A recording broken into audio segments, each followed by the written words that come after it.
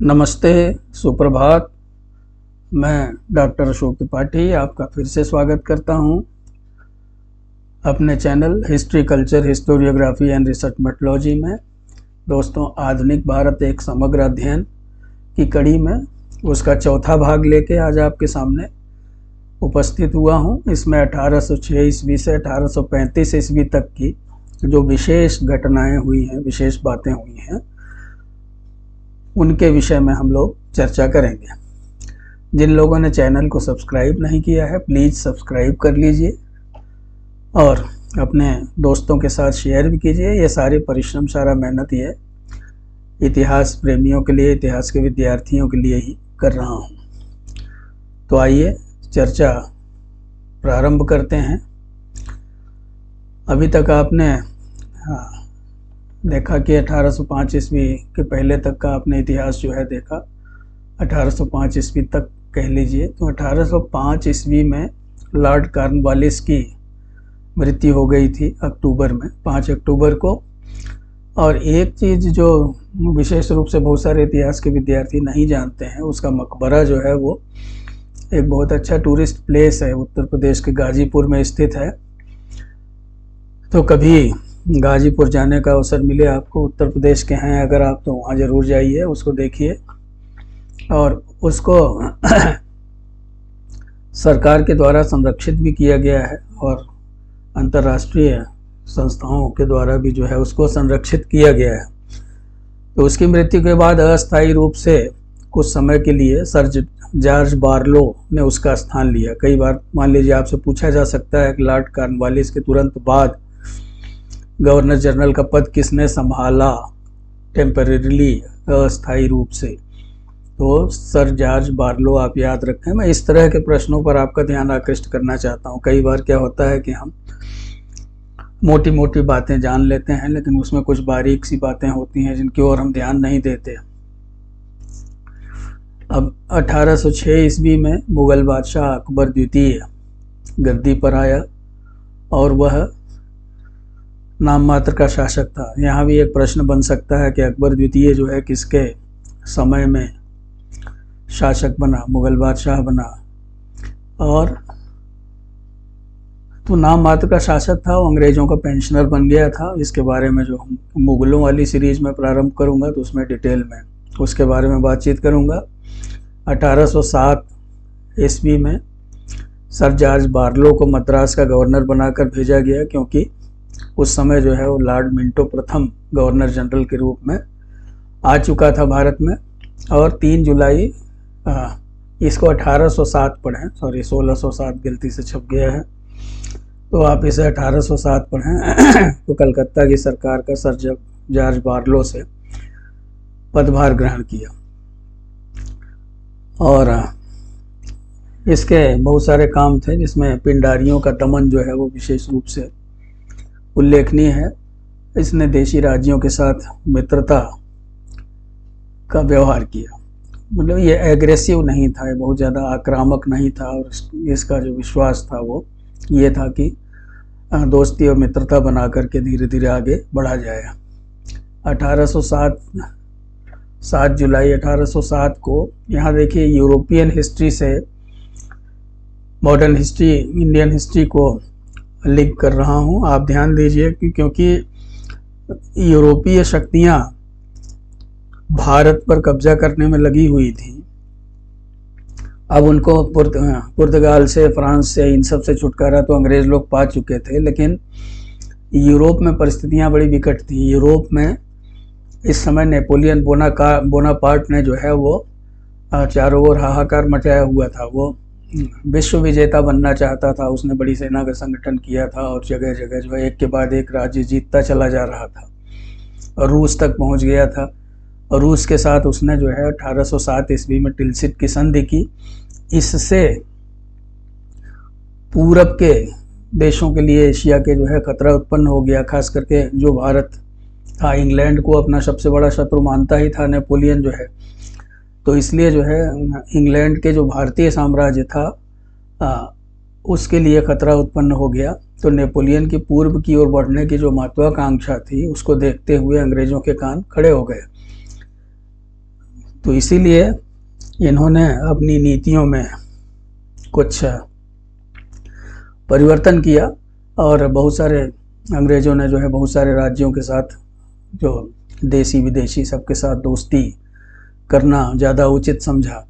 तो अपनी उत्तरी पश्चिमी सीमांत नीति को सुरक्षित रखने के लिए लॉर्ड मिंटो ने पंजाब, सिंध, अफगानिस्तान, देखिए पंजाब, सिंध वगैरह जो है ये हमारे बॉर्डर के स्टेट थे, उस समय भारत का हिस्सा थे, लेकिन वहाँ से कोई विदेशी ताकत जो है वो भारत में घुस सकती थी। तो इसलिए पंजाब, सिंध, अफगानिस्तान और फिर तुर्की, फारस इत्यादि जो थे, यहाँ पर भी जो है उसने अपने दूत भेजे और इन राज्यों से राजनीतिक संबंध स्थापित करके उन्होंने अपनी स्थिति मजबूत कर ली।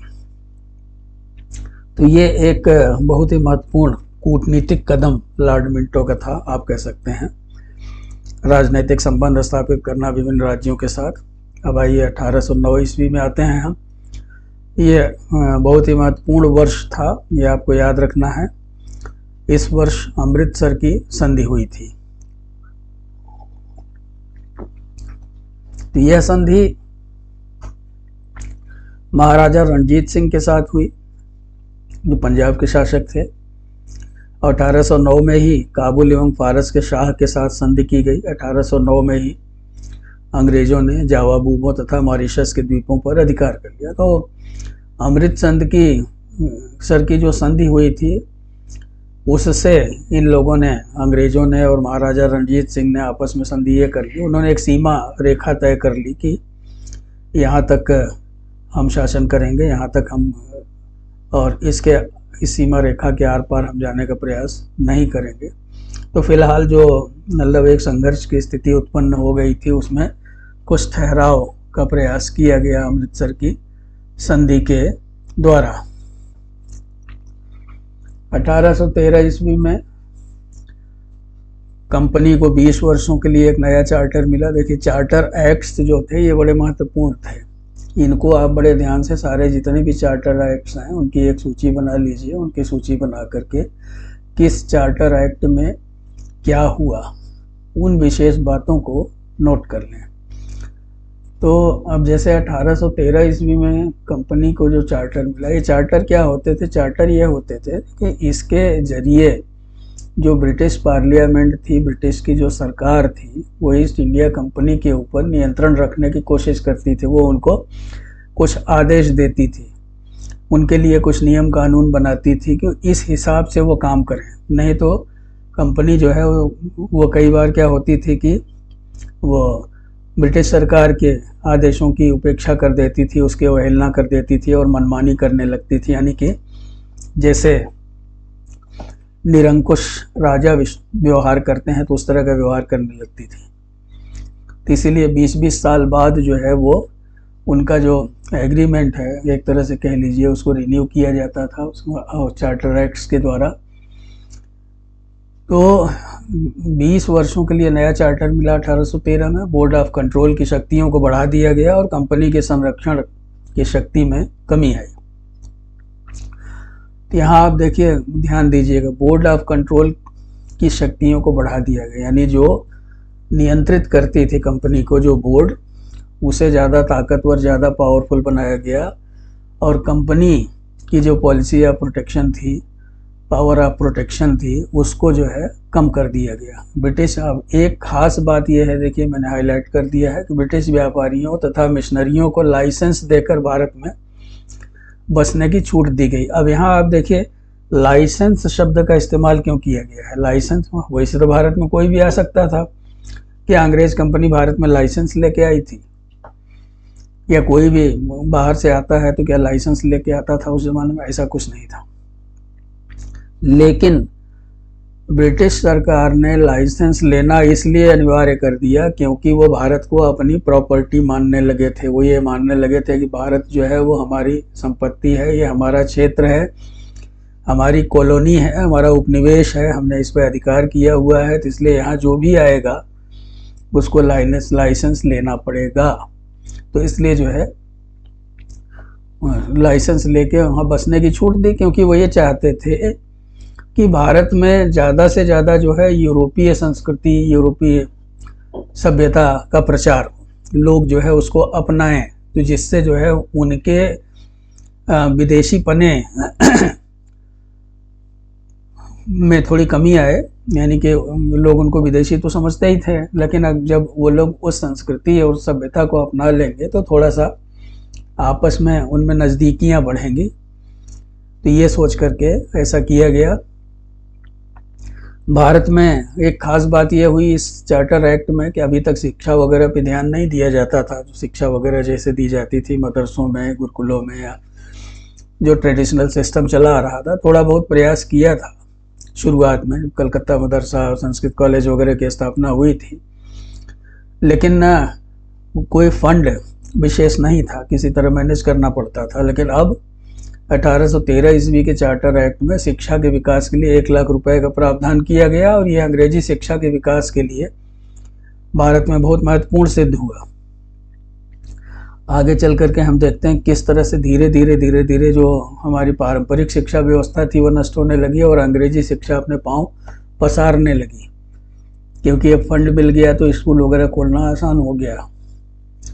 1813 में ही लॉर्ड हेस्टिंग्स, जो कि 1813 से 23 तक भारत में रहा, वो भारत का गवर्नर जनरल बना और 4 अक्टूबर 1813 को कलकत्ता पहुंचा।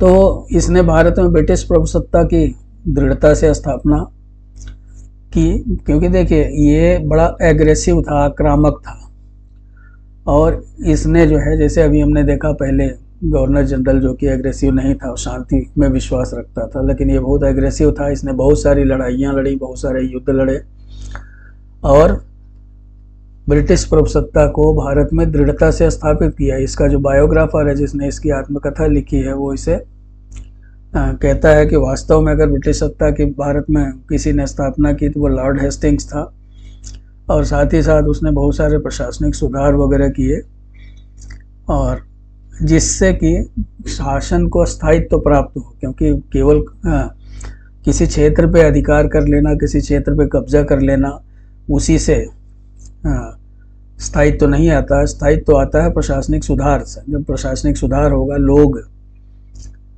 तभी आदर करते हैं किसी भी शासक का, अगर उनको लाभ होता है, उनको फायदा होता है, प्रशासन से उनको तकलीफ नहीं होती, कष्ट नहीं होती। तो इसका जो शासनकाल था वो बहुत ही घटनापूर्ण रहा था। तो कुछ घटनाओं की हम चर्चा कर लेते हैं। सबसे पहले 1814 ईस्वी में, देखिए बहुत ही इम्पोर्टेंट था। इम्पोर्टेंट इसलिए था कि आज का जो हमारा भारत है, हम देखते हैं जो पहाड़ी क्षेत्रों में बहुत सारे जो क्षेत्र हैं, जो हमारे हिल स्टेशंस हैं आजकल, जहां हम छुट्टियां मनाने के लिए जाते हैं, वो सब हमें कैसे मिले। तो आप देखिए 1814 में कभी नेपाल का हिस्सा हुआ करते थे। 1814 में अंग्रेज गुरखा युद्ध हुआ, 1814 से 16 तक चला, ये 2 साल तक। नेपाल अपने राज्य की सीमाएं दक्षिण की ओर बढ़ाना चाहता था, दक्षिण की ओर बढ़ा यानी कि भारत की तरफ। आप देखें, पहले उसने सारण और गोरखपुर के प्रदेश पर अधिकार करना चाहा। आप जानते हैं सारण और गोरखपुर, सारण बिहार में है, गोरखपुर उत्तर प्रदेश में है, और गोरखपुर तो आजकल चर्चित नाम है, आप जानते ही होंगे। बाद में उसने तराई के जिलों के बुतबल एवं शिवराज नामक स्थान पर अधिकार कर लिया। तराई कहते हैं जो हिमालयन फुट हिल्स हैं, यानी जहाँ पर्वत श्रृंखलाएं समाप्त होती हैं, उससे लगे हुए जो क्षेत्र होते हैं उनको कहते हैं फुट हिल्स, तराई के क्षेत्र। तो अंग्रेजों ने पुनः ये प्रदेश विजित किया, तो नेपाल ने उनके विरुद्ध युद्ध की घोषणा कर दी। 1815 में पराजित हो जाने के बाद नेपाल ने सिगौली की संधि की। सिगौली की संधि करनी पड़ी। देखिए 1815 में उधर यूरोप में भी आप जानते हैं नेपोलियन से युद्ध चल रहा था, और नेपोलियन जो है फाइनली पराजित किया गया। आपने वाटरलू के युद्ध का नाम सुना होगा। तो नेपाल ने एक बार पुनः प्रयास किया और पराजित हुआ, और पुनः सिगौली की संधि करनी पड़ी। तो इस संधि के अनुसार देखिए जो क्षेत्र भारत को मिले वो कौन कौन से थे? गढ़वाल, कुमायूं तथा तराई के प्रदेश अंग्रेजों को मिले। नेपाल ने सिक्किम पर से भी अपना अधिकार छोड़ दिया, और काठमांडू में एक अंग्रेज रेजिडेंट रखना उसने स्वीकार किया। यहाँ यानी कि नेपाल जो था उसने भी एक तरह से कह लीजिए सहायक संधि स्वीकार कर ली, क्योंकि वहाँ अंग्रेज रेजिडेंट रहेगा। तो अंग्रेज रेजिडेंट का काम क्या था, आपको पहले भी बताया है कि बिना उसके परमिशन के, बिना उसकी इजाज़त के किसी दूसरे राज्य के साथ संबंध नहीं बना सकते, न कोई संधि कर सकते हैं, न कोई युद्ध कर सकते हैं, कोई चिट्ठी पत्री करस्पॉन्डेंस वगैरह होती है तो वो भी अंग्रेज रेजिडेंट। तो एक तरह से आप कहिए एक चौकीदार बिठा देते थे अंग्रेज। तो इससे जो है अंग्रेज़ों को और भी कुछ प्रदेश मिले, शिमला, मसूरी, अल्मोड़ा, रानीखेत, लैंसडाउन, पौड़ी, नैनीताल, ये सब आज भारत के जाने माने हिल स्टेशंस हैं। तो ये सब जो है वो नेपाल से भारत को प्राप्त हुए अंग्रेज गोरखा युद्ध की वजह से। अब आइए देखिए एक घटना और 1817 में घटी, तृतीय आंग्ल मराठा युद्ध हुआ। ये अपने आप में बहुत महत्वपूर्ण है, इसे आप अच्छी तरह से देख लें। कुछ जो मुख्य बातें हैं उनको मैंने हाईलाइट किया हुआ है। तृतीय आंग्ल मराठा युद्ध में क्या हुआ, अंग्रेजों ने पेशवा, भोसले और होलकर की जो संयुक्त सेनाएं थी उनको पराजित कर दिया। और जून 1818 में पूना की संधि हुई और पेशवा जो था वो उसके राज्य के बहुत सारे हिस्से जो थे वो अंग्रेजी साम्राज्य में मिला लिए गए। एक तरह से आप कह लीजिए कि पेशवा का पद भी समाप्त कर दिया गया और पेशवा जो है एकदम शक्तिहीन, किसी काम का नहीं रह गया। भोसले ने 1803 में, सिंधिया ने 1804 में, गायकवाड़ ने 1805 में पहले ही सहायक संधि स्वीकार कर ली थी। अब होलकर ने भी 1818 में सहायक संधि स्वीकार कर ली। तो ये आपसे पूछे जा सकते हैं सवाल कि किस मराठा राज्य संघ के जो घटक थे विभिन्न, उनमें से किसने कब सहायक संधि स्वीकार की थी। तो इन्हें आप याद रखिए। 1817 से 1818 में पिंडारी युद्ध और उनका दमन हुआ, पिंडारियों के खिलाफ अभियान चलाया गया। इसी तरह एल्फिंस्टन को बम्बई का गवर्नर नियुक्त किया गया, मुनरो को मद्रास का गवर्नर बनाया गया।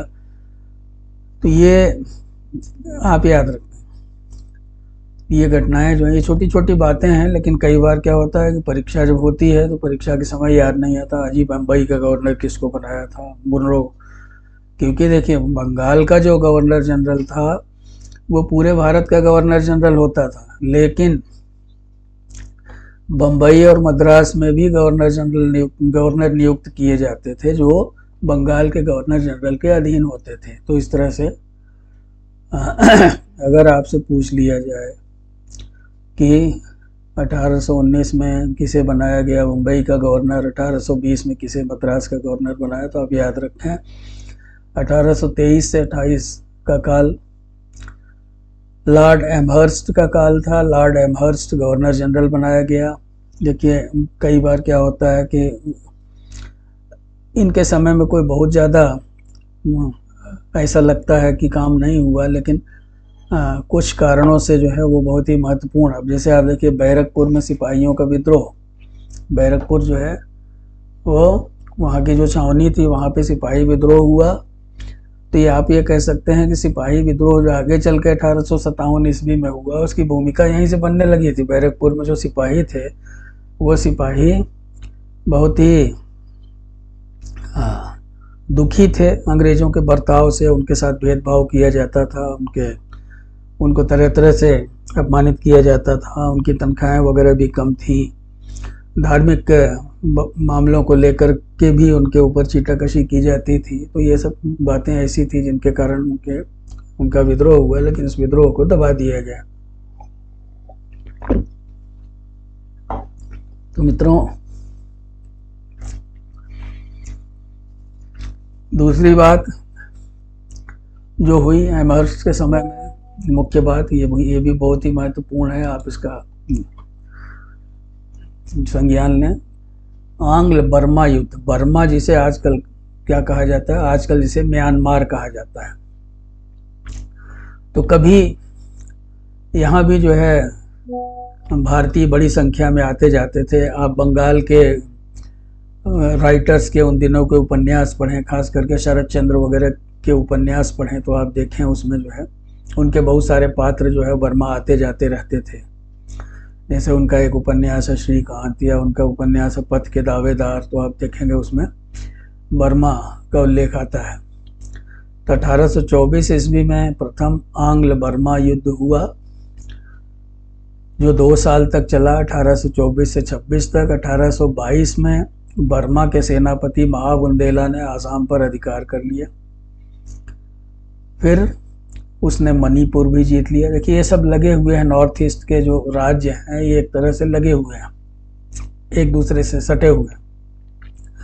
और आगे चल करके आजकल तो क्या हो रहा है कि बर्मा को अपने प्रभाव में लेने की कोशिश कर रहा है म्यांमार को चीन, क्योंकि वो चारों तरफ से भारत को घेरना चाहता है, वहाँ से भी घुसना चाहता है। इसलिए श्रीलंका को भी जो है वो बहुत सारे लोन वगैरह दे करके उधर से भी घेरना चाहता है। पाकिस्तान को तो उसने एक तरह से खरीद ही लिया है, आप समझिए, इतना कर्ज उन्हें दे दिया है। तो इस तरह से चारों तरफ से भारत को घेरने की कोशिश करता है। तो ये सब जो थे वो सीमांत राज्य थे जो कि बड़े महत्वपूर्ण थे। तो 1824 से 26 तक आप देखते हैं ये युद्ध हुआ। 1822 में बर्मा के सेनापति महाबुंदेला ने आसाम पर अधिकार कर लिया, फिर उसने मणिपुर भी जीत लिया। और जब वह कचार राज्यों को भी जीतना चाहता था तब लॉर्ड एमहर्स्ट के कान खड़े हुए, उसने इसका विरोध किया। आवा सरकार के शाहपुरी द्वीप पर अधिकार करने से वहाँ की जो सरकार थी, आवा सरकार के नाम से प्रसिद्ध थी, तो अंग्रेज इससे क्रुद्ध हो गए और तो एमहर्स्ट ने शाहपुरी पर अधिकार करके बर्मा के विरुद्ध युद्ध की घोषणा कर दी। युद्ध 2 साल तक चलता रहा। चूँकि ये वस्तुनिष्ठ परीक्षण के लिए तैयार किया गया वीडियो है, इसलिए बहुत ज़्यादा डिटेल में नहीं जाएंगे युद्ध की घटनाओं की। कभी एक पक्ष का पलड़ा भारी होता, कभी दूसरे पक्ष का। अंततः बर्मा की पराजय हो गई और 1826 में यांडबू की संधि हुई। तो इस संधि के अनुसार बर्मा ने अराकान, टेनासिरिम के प्रांत अंग्रेजों को दे दिए, साथ ही आसाम और कचार राज्यों पर से अपना अधिकार छोड़ दिया। बर्मा ने मणिपुर, जिसे हमने शुरू में ही बताया कि मणिपुर को उसने जीत लिया था, असम पे अधिकार कर लिया था, तो मणिपुर की स्वाधीनता उसने स्वीकार कर ली। आवा सरकार ने अपने राज्य में एक अंग्रेज रेजिडेंट रखना स्वीकार किया और 1 करोड़ रुपए क्षतिपूर्ति उसने जो है ब्रिटिश गवर्नमेंट को दी। तो इस तरह से आप समझ लीजिए कि बर्मा भी जो है वो सहायक संधि के घेरे में आ गया। उसने भी अपने यहाँ एक, जैसे अभी आपने नेपाल देखा, वैसे ही बर्मा भी उनके चंगुल में फंस गया यांडबू की संधि से। आइए आगे बढ़ते हैं। 1826 ईस्वी में भरतपुर के राजा की मृत्यु हो गई और उसका जो पुत्र था वो अल्पायु था। तो उसके पुत्र में और चचेरे भाई दुर्जन साल में उत्तराधिकार के लिए झगड़ा हो गया। आप देखिए भरतपुर जो है वो, वहाँ पे जाटों ने एक राज्य की स्थापना कर दी थी, जिसकी चर्चा हम करेंगे जब हम मुगलों के ऊपर वीडियो लेके आएंगे, तो उसमें उसकी चर्चा हम अवश्य करेंगे। पहले के वीडियोस में हमने इस बात की चर्चा की भी है, आप चाहें तो आप देख सकते हैं। तो दुर्जन साल को पदच्युत कर अल्पायु पुत्र को ही गद्दी पे बैठाया गया। जो है अंग्रेजों ने अल्पायु पुत्र का पक्ष लिया भरतपुर पे आक्रमण करके, लेकिन अंग्रेजी सेना के सेनापति, आप नाम याद रखिए, काम्बर मियर था सेनापति, उसने भरतपुर पर आक्रमण के समय राज्य में बहुत लूटपाट की। आप डिटेल में जब पढ़ेंगे भरतपुर का इतिहास तो आप देखेंगे काम्बर मियर ने बहुत अत्याचार किए, बहुत बुरी तरह से लूटा पाटा। तो कई बार कंपटीशन में ये पूछ लिया जाता है कि भरतपुर पे आक्रमण किस सेनापति के नेतृत्व में किया गया, तो you must remember it. Now 1827 sir Thomas Munro की मृत्यु हो गई और मैल्कम को बम्बई का नया गवर्नर बनाया गया। अब आइए 1828 में आते हैं, जो कि आधुनिक भारत के इतिहास में हम कह सकते हैं कि एक बहुत महत्वपूर्ण युग की शुरुआत होती है लॉर्ड विलियम बेंटिंक के आने से। और लॉर्ड विलियम बेंटिंक ने बहुत सारे सुधार वगैरह किए, अपने सुधारों के लिए ये प्रसिद्ध है। इसने आर्थिक क्षेत्र में, सामाजिक क्षेत्र में, प्रशासनिक क्षेत्र में, भूमि संबंधी, देसी रियासतों के संबंध में अनेक महत्वपूर्ण सुधार किए।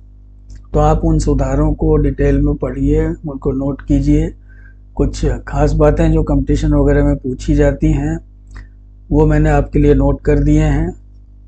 और इसके अलावा लॉर्ड विलियम बेंटिंक पे मैंने एक अलग वीडियो बना के डाली हुई है, तो आप लोग प्लीज़ उसको ज़रूर से ज़रूर देखें। उसमें मैंने पूरा डिटेल लॉर्ड विलियम बेंटिंक के बारे में दिया हुआ है। वारेन हेस्टिंग्स पे, लॉर्ड विलियम बेंटिंक पे, सब पे वीडियो बना रखी हैं, तो उनको आप देखिए।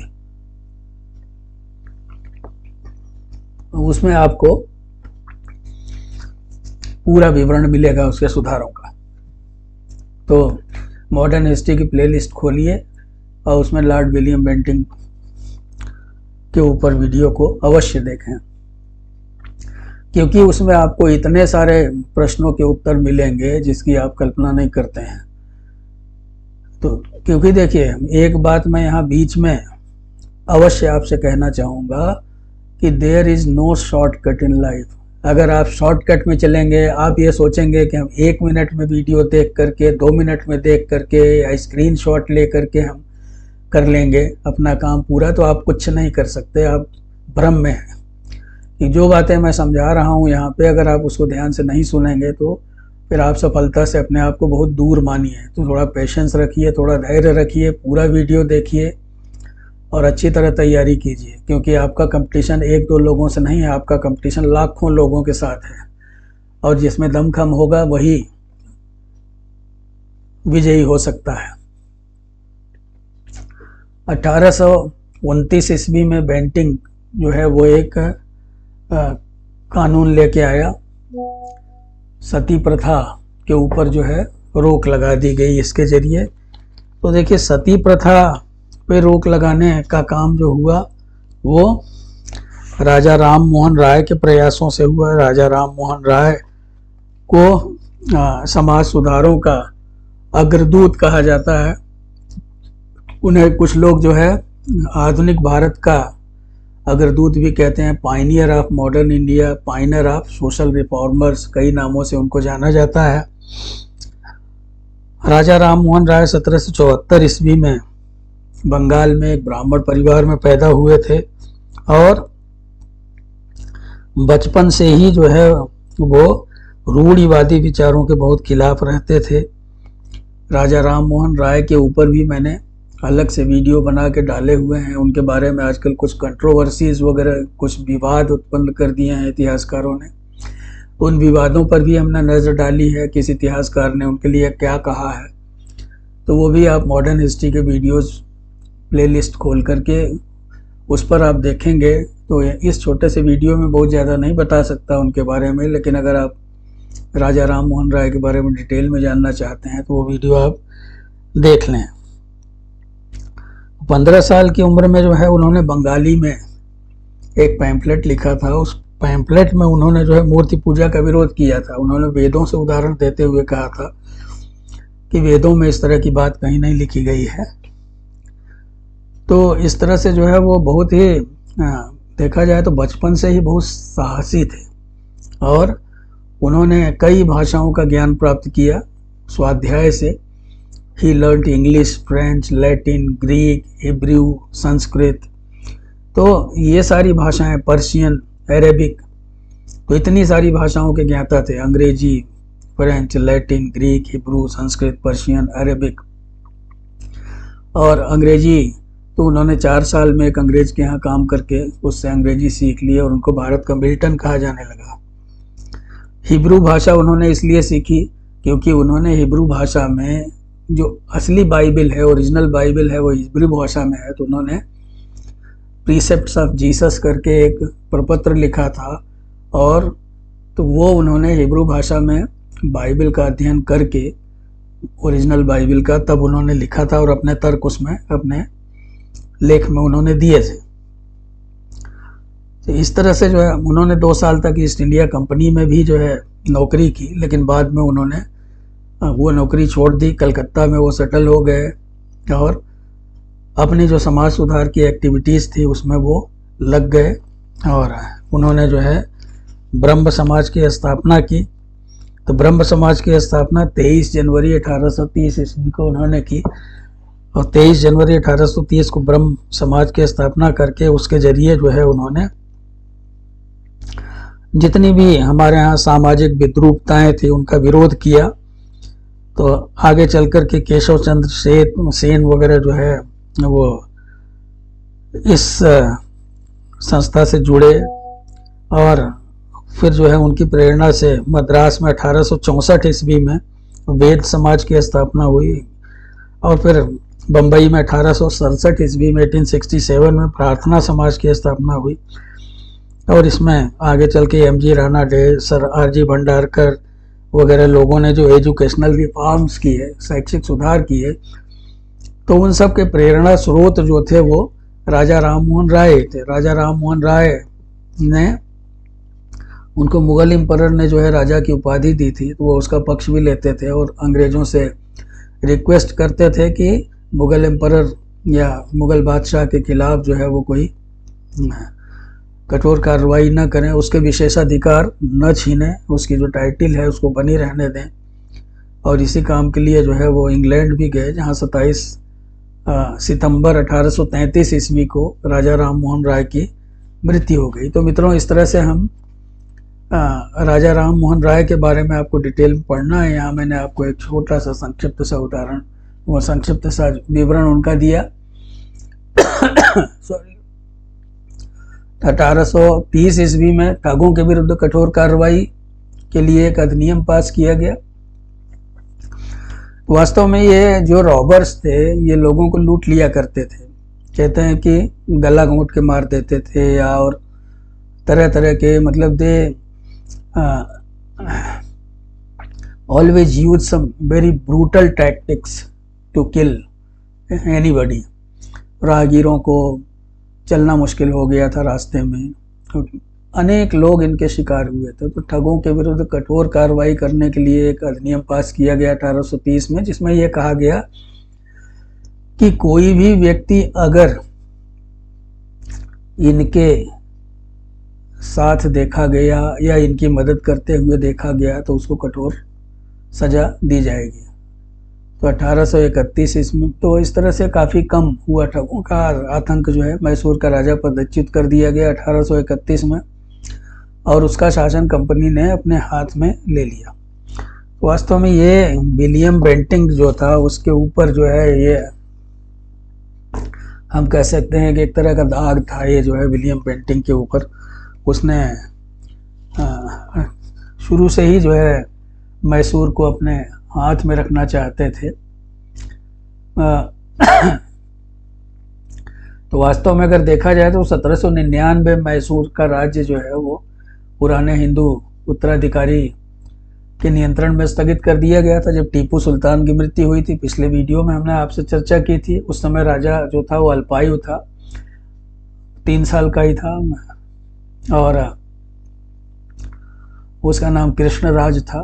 तो 1811 में राजा कृष्ण उडियार कहते थे उसको, तो राजा कृष्ण उडियार जो है वो 1811 में उसके जो है वयस्क हो जाने के बाद उसे मैसूर का प्रशासन दे दिया गया। लेकिन कुछ अंग्रेज अधिकारी जो है वो, विशेष करके मुनरो जो 1820 में मद्रास का गवर्नर था, तो उन लोगों ने जो है मैसूर को पृथक राज्य बनाए जाने का विरोध किया।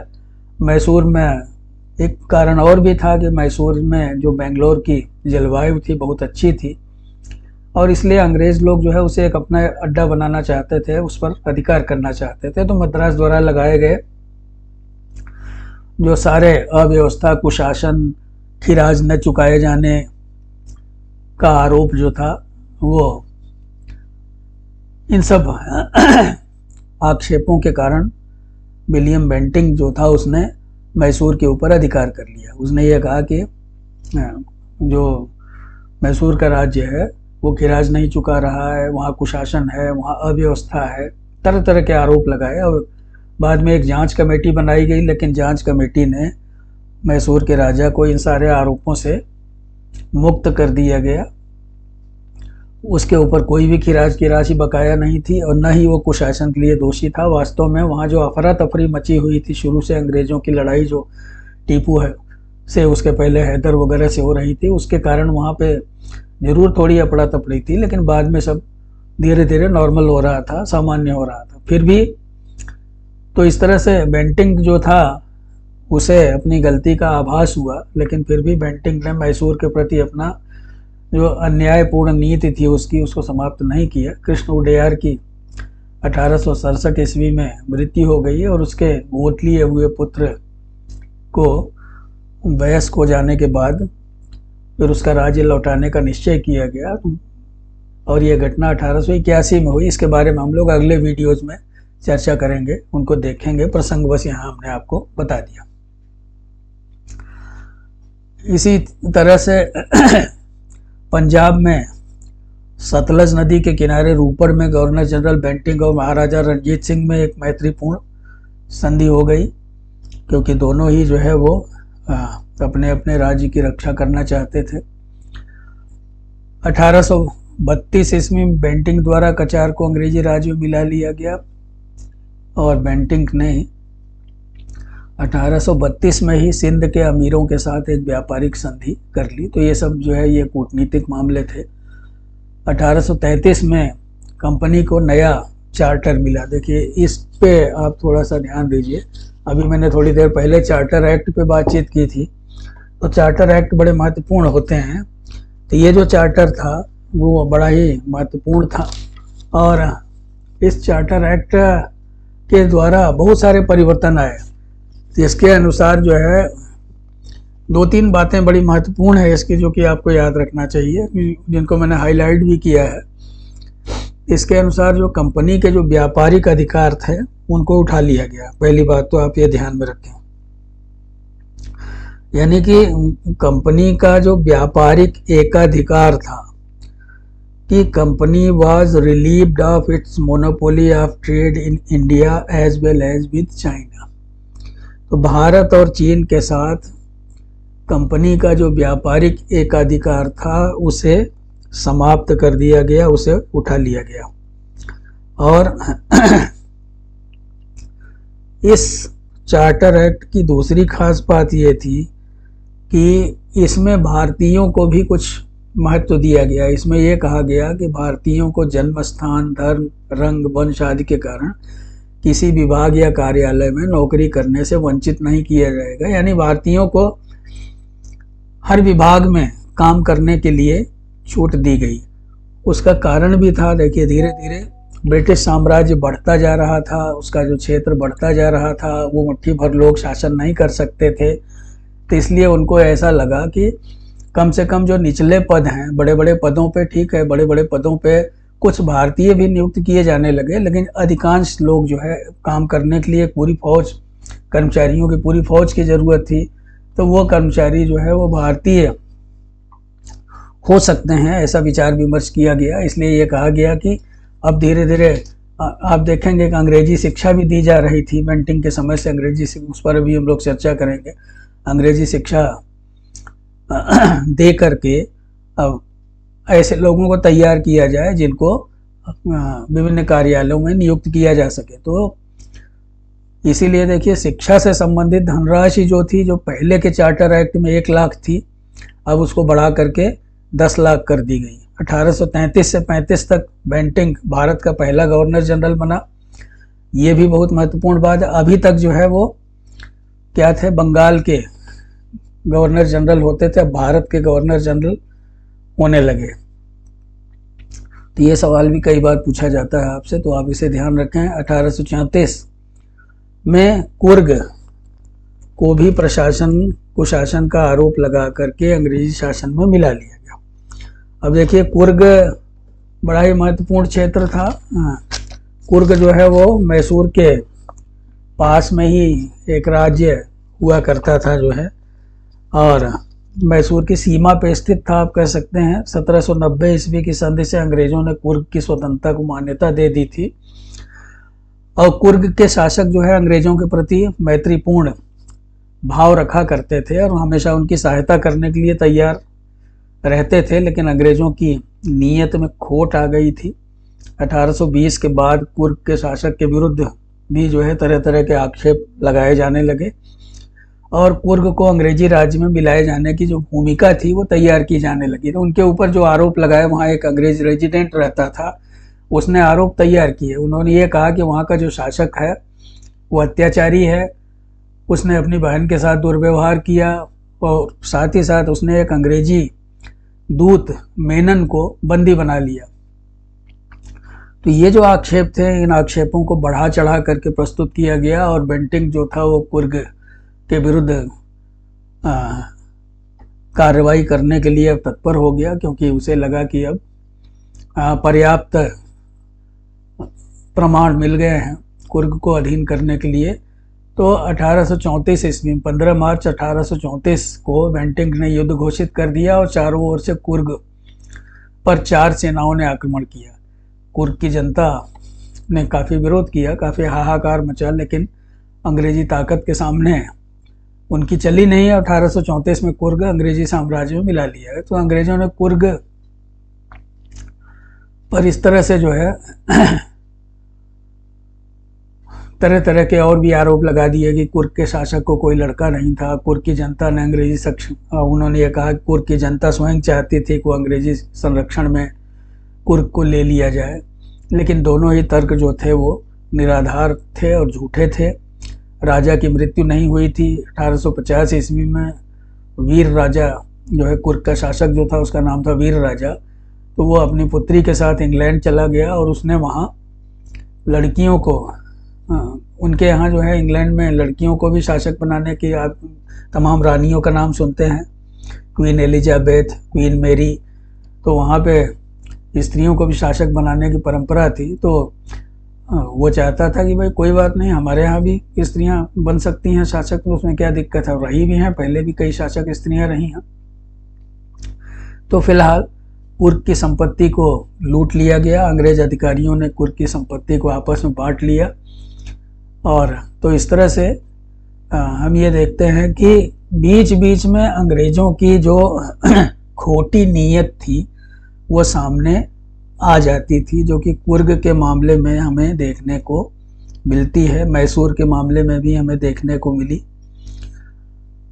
अब आइए थोड़ी सी बातचीत, क्योंकि इसका जो बेंटिंक का जो शासनकाल था वो शिक्षा वगैरह के लिए जो है बहुत महत्वपूर्ण था, तो इसलिए हम थोड़ी सी बातचीत कर लें। मैकाले का बहुत नाम लिया जाता है कि लॉर्ड मैकाले जो है वो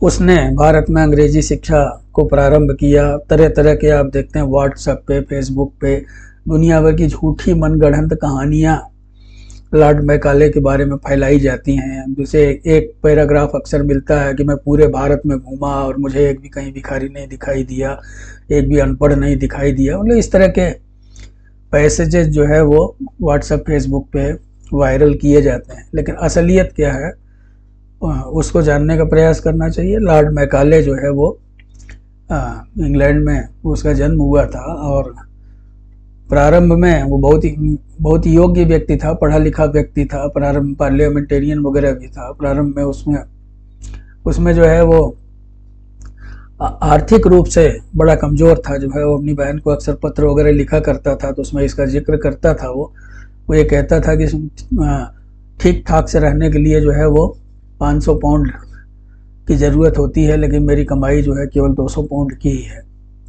तो धीरे धीरे भारत में जैसे जैसे कदम बढ़ते जा रहे थे, अंग्रेज़ों के पांव जमते जा रहे थे, तो भारत में उनको अधिकारियों की आवश्यकता होती थी। तो एक नया पद सृजित किया गया जिसे बोलते थे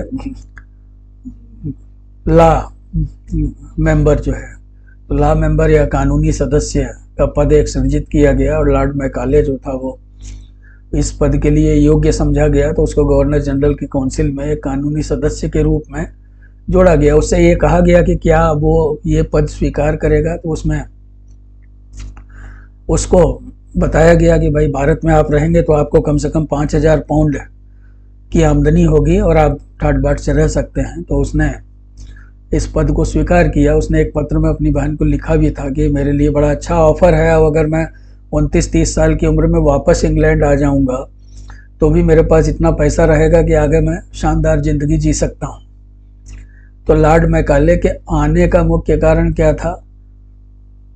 कानून का जानकार तो था ही, वो एक अच्छा जीवन जीना चाहता था, क्योंकि वो उसका जीवन गरीबी में कटा था बचपन का। तो कानूनी सदस्य के रूप में वो जोड़ा गया। स्वयं मैकाले और ब्रिटिश सरकार दोनों के लिए एक महत्वपूर्ण घटना थी, जैसे मैंने आपको बताया मैकाले के बारे में। भारत में आने के बाद उसे कमेटी ऑफ पब्लिक इंस्ट्रक्शंस का भी अध्यक्ष बनाया गया। तो ये जो कमेटी ऑफ पब्लिक इंस्ट्रक्शंस थी, ये लोगों के लिए क्या फ़ायदे की बातें हो सकती हैं उनके बारे में विचार विमर्श करती थी, जिसमें शिक्षा भी सम्मिलित थी कि भारत में किस तरह की शिक्षा दी जाए, किस तरह के लोग जो है वो उत्पन्न हों। तो 2 फरवरी 1835 को उसने शिक्षा से संबंधित एक अपना मिनट बनाया और गवर्नर जनरल के सामने प्रस्तुत किया, और वो ये चाहता था कि भारत में अंग्रेजी शिक्षा प्रारंभ की जाए, टीचर्स को ट्रेनिंग दी जाए, और तो धीरे धीरे हमारे लाभ के लिए, हमारे फायदे के लिए जो है हमें कर्मचारियों की कमी नहीं रहेगी। तो गवर्नर जनरल ने जो है उसकी बात को मान ली, और इस तरह से भारत में अंग्रेजी शिक्षा काफ़ी तेजी से, हालांकि अंग्रेजी शिक्षा की प्रारंभ पहले ही हो गया था, लेकिन अब शिक्षा का माध्यम अंग्रेजी बना दिया गया। उच्च शिक्षा वगैरह का, टीचर्स ट्रेनिंग की परंपरा भी प्रारंभ हुई। और एक घटना हुई, आगरा को एक प्रांत बनाया गया। आप सुनते होंगे, अभी उत्तर प्रदेश नाम नहीं था, जो कि आज़ादी के बाद नाम बना, United provinces of Agra and Awadh. पहले आगरा था, फिर बाद में अवध भी उसमें जोड़ दिया गया। तो भारत में शिक्षा का माध्यम 1835 में अंग्रेजी भाषा हो गया, और यह प्रावधान किया गया कि शिक्षा के लिए स्वीकृत धन केवल अंग्रेजी शिक्षा के प्रचार में ही व्यय हो। आपने देखा था 1833 के चार्टर एक्ट में 10 लाख रुपए मंजूर किए गए थे। तो ये हुआ कि उसका उपयोग जो है वो अंग्रेजी शिक्षा के प्रचार प्रसार में ही व्यय हो। तो मित्रों, बहुत बहुत धन्यवाद। आज यहीं समाप्त करते हैं। इसके आगे का इतिहास अगली कड़ी में। आप कमेंट बॉक्स में अवश्य बताएं कि आपको ये वीडियो कैसा लगा। मेरा प्रयास है कि इससे आपको मदद मिले, सफलता मिले। देखिए, बहुत सारी किताबें हैं, गाइड हैं, पुस्तकें हैं, चैनल्स हैं, लेकिन मेरा प्रयास ये है कि मैं उन्हीं बातों के ऊपर फोकस करूं जो आपके लिए बहुत ही महत्वपूर्ण है। अब दुनिया भर के 1000 पेज की किताब आप पढ़ लीजिए, साल भर आपको उसको पलटने में ही लग जाएगा। लेकिन यहाँ पे जो मैं आपको दे रहा हूँ वो चुनी हुई चीज़ें दे रहा हूँ, और मेरा दावा है कि अगर आप पूरा वीडियो ध्यान से देखेंगे, समझेंगे, तो आपको निश्चित रूप से सफलता मिलेगी। बहुत बहुत धन्यवाद आपको, और नमस्कार। फिर मिलते हैं जल्दी अगली कड़ी के साथ।